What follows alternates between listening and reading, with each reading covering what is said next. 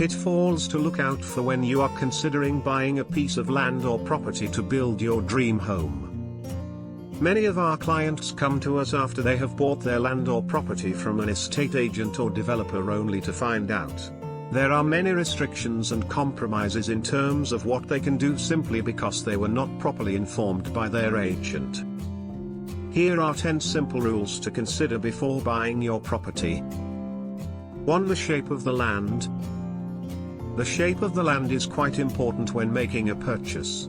If you are into feng shui, generally a square or rectangular shaped land is ideal. In reality, this also makes good sense as the land can be utilized efficiently without wasted corners or nooks. With odd-shaped land such as a triangular or trapezium or semicircular, although quite rare, the building plan may not be as efficient due to the odd corners. This type of land can also lend itself, however, to interesting forms of architecture as well as its own unique spatial characteristics. The roads and other features surrounding the property is also important, for example which direction the building faces or its orientation, which we will discuss more closely in item 4, below. 2. The slope of the land. The slope of the land is extremely important when considering your future house. A flat piece of land is the safest bet as it will be quite straightforward to design and construct. However, do not discount sloped pieces of land as they allow for a more interesting building form that responds to the site contour. On many of our projects, the owners were pleased to find that we could tuck in additional rooms and spaces underneath the building when it was on slope. Land sloping downwards works better than those sloping upwards.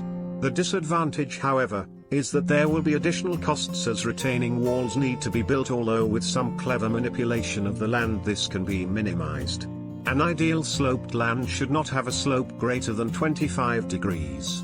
A property with slopes above 35 degrees should be avoided as it considered a Class 4 slope, and current regulations do not allow any structure to be built on these types of slope. If the land has only a small proportion of Class 4 slope, then it is still possible to build a house provided those areas are avoided.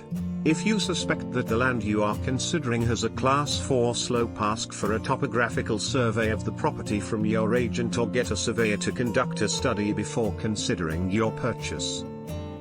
3. The services available.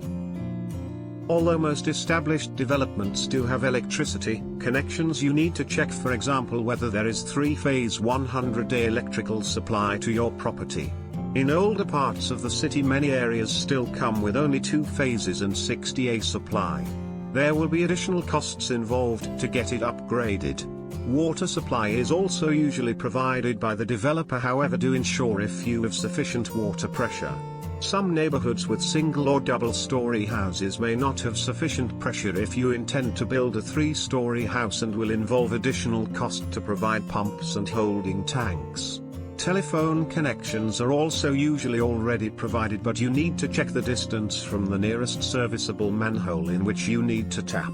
Also, high-speed broadband connections are not always readily available in some parts of the country. Confirm these details with your agent before proceeding with the purchase. Most properties within the city areas already come with services and infrastructure, however it very much depends on the area you are at. Some properties within the Klang Valley still do not have built sewerage lines under the roads for you to discharge the sewerage, especially older established vicinities and hillside developments. This will require you to provide your own septic tank to treat the waste.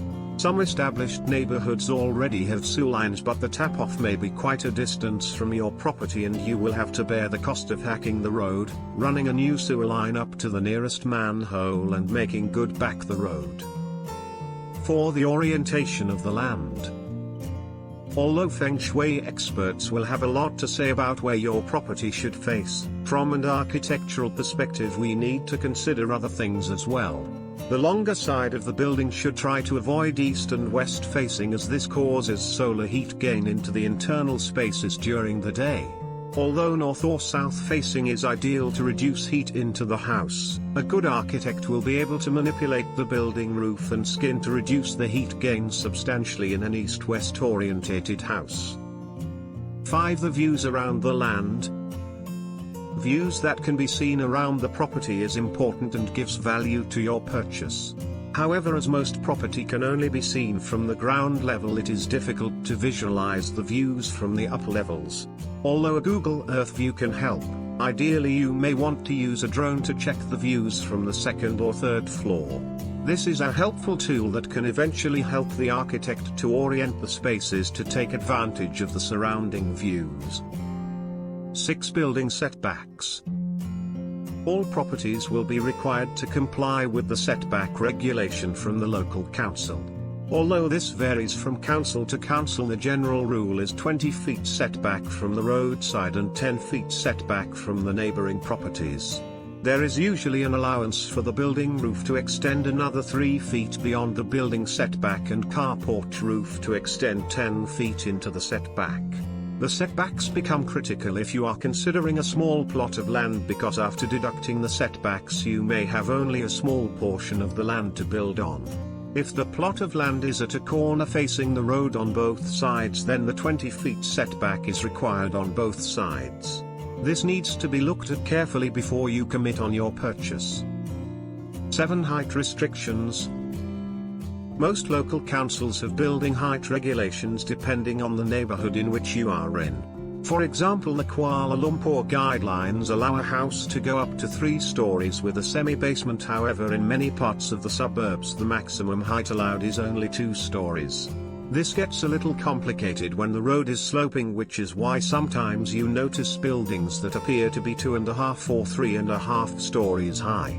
You will need an architect's advice if the building height is critical to you before your purchase. 8. The size of the land. The size of the land very much depends on one's budget and the number of rooms required for your dream home. Generally, land area that ranges from 5,000 square feet to 10,000 square feet will be sufficient if your built-up area is around 5 to 10,000 square feet. However, as pointed out earlier, this also depends on the height and number of stories as regulated by the particular municipality. 9. The construction budget. There are many factors that need to be considered. For example, the type of soil of the land will determine the type of foundation required.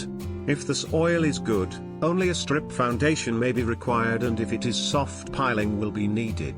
If the soil is soft and it is on a steep slope, micro piles may be required. The other factor is the complexity of the design. A simple square boxed structure would obviously be cheaper than a complex multifaceted structure, for example.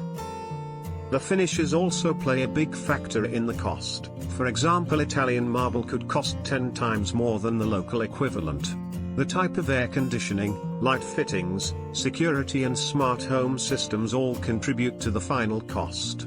The general rule is that a house with relatively good finishing and fixtures will cost from RM500 to RM800 per square feet, depending on the factors highlighted above. The cost includes all the works undertaken by the main contractor, including all interior finishes and built-in fixtures, and excludes loose furniture. The consultant team. The budget should also need to consider the fees to be paid to the consultant team. The team would typically consist of the architect, the engineers, the quantity surveyors, and perhaps an interior designer, or even in some cases a landscape architect, although that really depends on the needs and requirement of the client. Appointing the right team is probably going to be the most important consideration to be made. I will cover this in more detail in our future newsletters that will be posted on our blogs and social media pages. Summary and conclusion. The above is a brief summary of things to consider before considering buying a property or piece of land to build your dream home. The journey to achieving the successful completion depends on a lot of factors. However, the most important one is the team of consultants, followed by the quality of the contractor that you hire, neither of which should be compromised. Should you require further information, please do not hesitate to contact us at melvin@mchcanny.com.